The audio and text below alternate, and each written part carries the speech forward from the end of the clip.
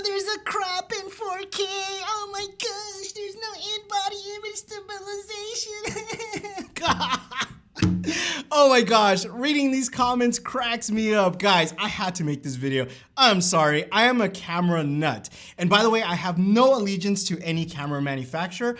I like Sony, I like Canon, I like Panasonic, Fuji. I like every camera manufacturer. They make good things and they make bad things too. But we need to talk about this Canon EOS R because I think a lot of people are blowing this out of proportion. Is it perfect? No, but let's discuss it. In fact, go grab some water, go grab a beer, go grab some coffee, whatever it is that you like, sit back, relax, we're gonna have a conversation. Before you start going Kermit the Frog in the comment section, hear me out first, then go below and do your Kermit the Frog. First of all, let's address the elephant in the room, which is the crop.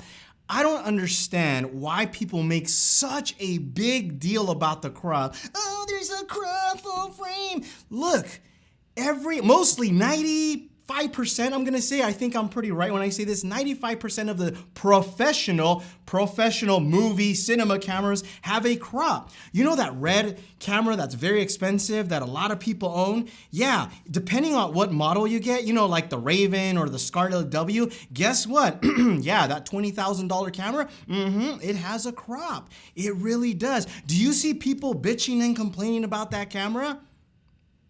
Nope. Nobody complains about the camera. GH5, a beloved camera by a lot of people that love that. I mean, a lot of people love that camera. Do you see people complaining about that crop? Last time I checked about GH5, nobody's really complaining about the crop. Why do people make a big deal about the crop? Oh, it's gonna hinder me. It's gonna hinder my creativity. I can't make movies or videos because of the crop. Really, if you can't shoot with a crop, maybe you shouldn't be shooting at all. And I know maybe that sounds a little bit ruthless, but it's the truth. Look, let me tell you something. I shot with the Canon 5D Mark IV. I made a video on it. In fact, I'll leave it, annotated up above or down below in the description. How I switch from the Canon 5D Mark IV from a Sony camera. Basically, I switched from Sony to Canon because of that camera and it had a crop. We shot with that camera exclusively for over a year without any problems. Literally, that camera was amazing. Now, think about this for a second.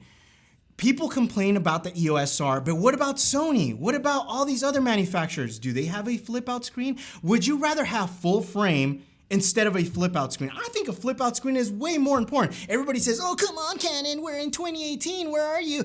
Hello, we are in 2018. How come you don't have a flip out screen? In case you didn't know, YouTube is a big deal. A lot of YouTubers out there want a flip out screen. That's probably more important than a crop. But I can't vlog. You know what? I used to vlog with a Sony a6300. And guess what? No IBIS, a6300. I will leave a couple of those videos linked down below. It'll say shot with a6300 vlog. None of those had IBIS. And guess what? Nobody in the comment section said, Armando, you have shaky footage. It looks like crap. It's not true. Look, guys, I think, again, people blow this out of proportion. Now, I am not apologizing for Canon. I'm gonna tell you where they screwed up a little bit later. And first of all, I just wanna address the issues that everybody's having. Now, everybody talks about, the crop. They talk about not having in-body image stabilization. But what about Sony? Where's their dual pixel autofocus? Because if you've ever used a Canon camera, and trust me, I know the people that have been using it, and even those that have been doing these quick overviews on the EOS R, they will tell you, dual pixel autofocus, it is world class. I'd rather have world-class autofocusing system like Canon does than anything out there. GH5 autofocus, let's not even go there, okay? Let's not even go there, What about Canon colors? You see this image? I'm not the best looking guy, but I'm gonna tell you, Canon makes me look pretty good right now. This image is beautiful, shot with a C200, which has a 1.5 crop. Oh my goodness, I can't use this camera anymore because it's got a crop. This is so frustrating. It's just like, look, before again, you call me, oh, you're just a Canon fanboy. See this up here? This is my beloved Sony a7 III, which I freaking love. This is my favorite camera at this price point. In fact, go watch my last video. I paired it with my C200. This is the overhead shot with my A7 III, and look at the colors. I can match them so perfect. I love my A7 III, but you know what? It's missing a couple things, like a flip out screen. You know what else it's missing? It frustrates me too, and I've talked about this, is S-Log3 at 8-bit, it just falls apart. It has so many imperfections. There's like, you start seeing like fringing, and it just, if you push the grade on S-Log3, you start seeing a lot of artifacts. It's not that great. Wait, Canon 10-bit? It has the ability to do 10-bit 422? Interesting. That's actually really good. I don't care if it's external. And another thing people are gonna say, well, you know, Armando, it doesn't have a flip out screen, but I can buy a monitor. Well, a monitor is gonna run you at least $500, at least for a decent good one, right?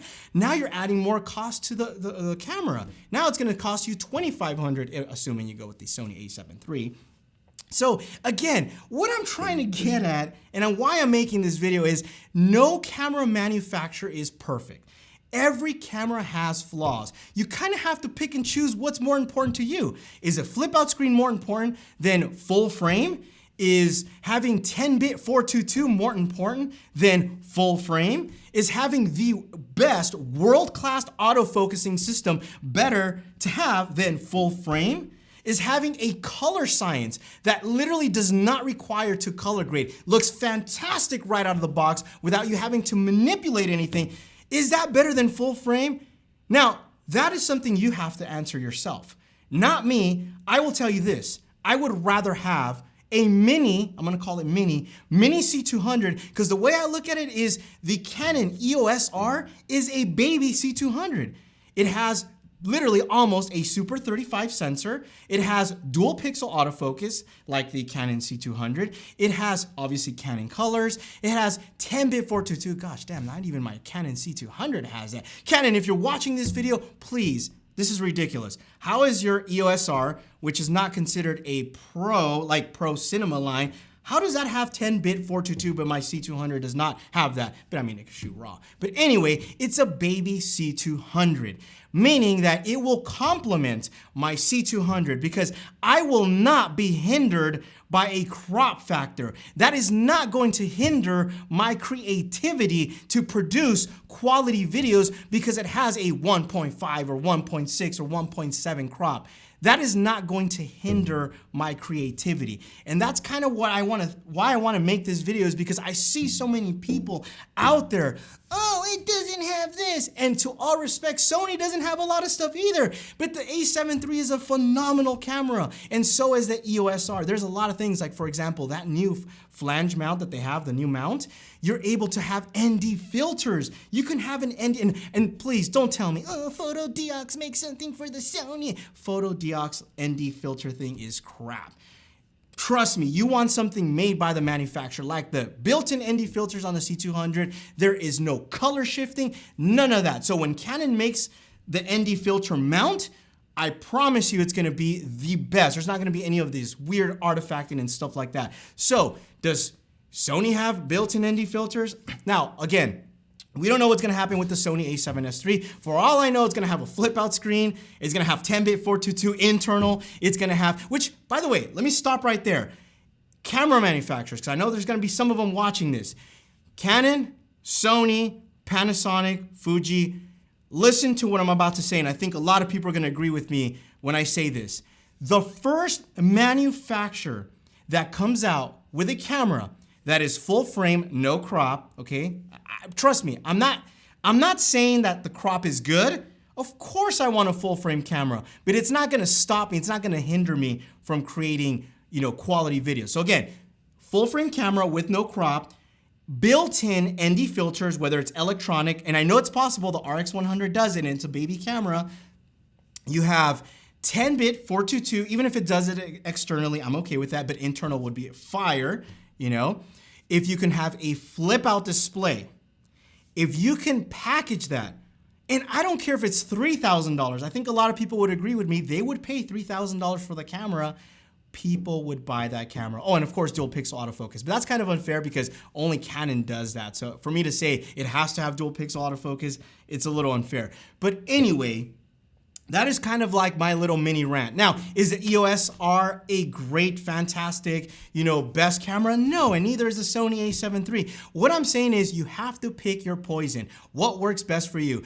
One of the things that I like about the EOS R is, for example, me, this lens right here is $2,000. I had to spend an additional $2,000 even though I already have a 16-35 Canon. It is frustrating as a user who uses a multi-platform, and it goes back to what I do with phone reviews.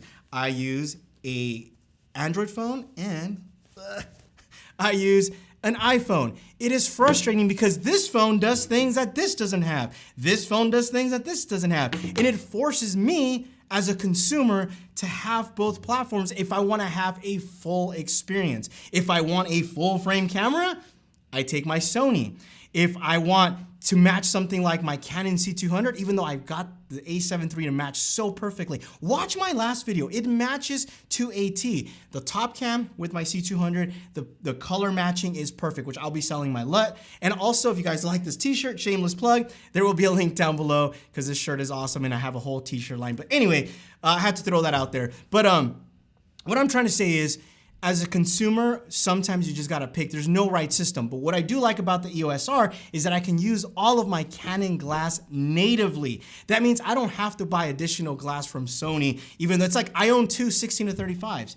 I almost bought the G Master 24-70 Sony because it's so freaking good, but I already have a 24-70 L glass. Like, why would I have the two of the same things? It's stupid. It's cost me $2,000 a piece. So once again, is the EOS R a perfect camera? No. But is it a bad camera? I don't think so. And I'm gonna reserve my full entire judgment and review until I actually use it. We don't know anything about battery life. We know very little about low light capabilities. We don't really know too much. It doesn't have an in-body image stabilization, but it does have some sort of like electronic image stabilization. I don't know how good that is. There's smartphones out there that have really good IS, like, software base that work very well. Is the Canon version gonna be as good? I can't tell you. I don't have the camera. Am I gonna get the camera? Absolutely. I'm very interested because, like I said, it's a little baby C200 that has a flip out screen, has dual pixel autofocus. I'm sure I don't have to do much color matching because my camera shoots in log. That camera is gonna shoot in log, which is freaking dope. So again, I just wanted to put that out there is like Canon, look, okay, now let me talk about, hold on. Let me talk about where Canon screwed up because we do have to talk about that. Canon came out, I saw the whole keynote and they're like, you know what? We're like the innovators. We kind of started this revolution and we're back. This is the revolution, hence the R, right? This was the perfect opportunity for Canon to shut everybody down.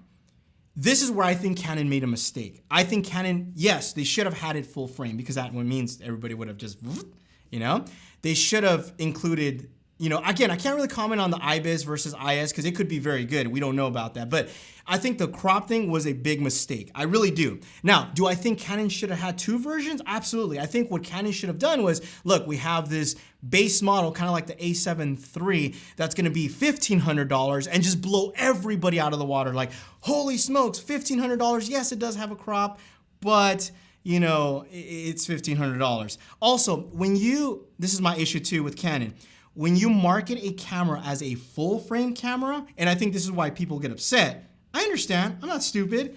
It's like you're marketing this as a full frame camera, but you have a crop. And this is why people who use a GH5 don't make a big deal out of it because they don't market it as a full frame camera. They don't market it as the GH5 is a full frame camera. So when you market something like, yeah, it can do this, but wait a minute, you can't, do it unless you have 1080p. That's where people get upset. Now, if Canon would have came out with the EOS R and said this is a Super 35 camera, maybe people wouldn't have been so upset about it, Just like Blackmagic, they don't advertise full frame cameras, So I think that is probably the biggest thing, and that's where Canon made a mistake. I think they should have had two versions, a Super 35 version, cinema stat, slash mirrorless camera, and they should have had the granddaddy, full frame camera, which could have been like $3,000, $3,500. And I think people would have paid that money with no compromises. This was their opportunity. They waited so long in the game to create or to come out with a mirrorless camera. They should have came out swinging hard and they missed a little bit. It's not a bad camera, guys. I don't think it's a bad camera, and I'm not apologizing, but it's not the camera that people expected, and that's why I think people are upset about it. But anyway, that is my rant, if you want to call it that. I want to know from you, what do you think? Is this a big deal? Are people making a big deal about the crop? Like I said, for me, it's not that big of a deal. It's just like I have another little mini C200 next to me with almost an equivalent crop factor. It's not going to hinder me. I'm not going to say, oh, I can't make videos. Oh, gosh. You know, I laugh about that. I guess that's why I'm laughing, because and I make the little troll voice, because I just laugh. Every time I read these comments, oh, I'm not buying it. I'm not buying it. It's like, you're complaining about things that Canon has, but Sony's also missing, and Fuji's also missing, and Panasonic's also missing. A lot of things that Canon does have. So it's like, pick which one you want. The only argument you're having is the full frame. Is that really that big of a deal? I don't know. What do you think, guys? Let me know in the comment section down below. If you like this video, give it a thumbs up. Also, again, merch down below in the description. Follow me on Instagram at MondoBytes if you guys want to see behind the scenes. Thanks again for watching, and you will catch me in the next one. Adios.